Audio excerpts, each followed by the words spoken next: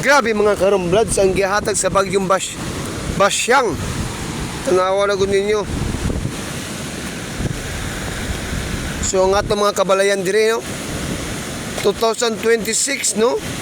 February 6. Tanawa guys. Atong dagat.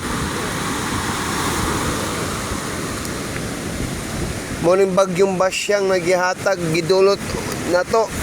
Gabi wa may katulog kay napuno ang among sala sa tubig.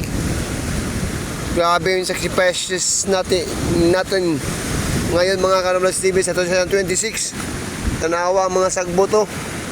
Overcleaning na po dani ang mga ating local government no sa pagpanglimpyo sa mga sagbot diri ay paghuman sa bagyo. Lisod kayo ang bagyo dili ipahuman. Na. Mga lupa tanda na ani kung paano mapaman sa bagyo mga Karumblads TV no. Grabe. Daga na kayo, gabi. Natagkumpay mga Karumblads TV. Grabe na unsa naman yung kalibutan.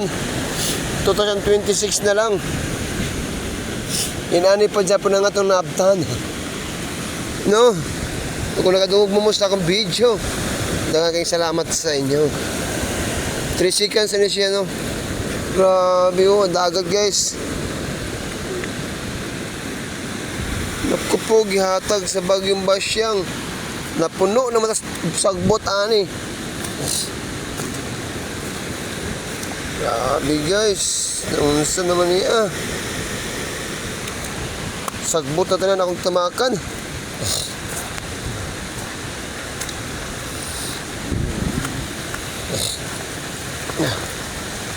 Okay.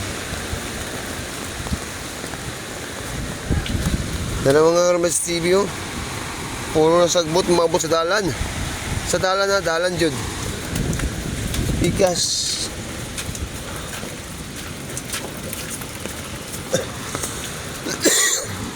Maura po usab mga Karumblads. Kung unsa man dito sa luyo, maura po diri ha. Grabe. Unsa naman niya.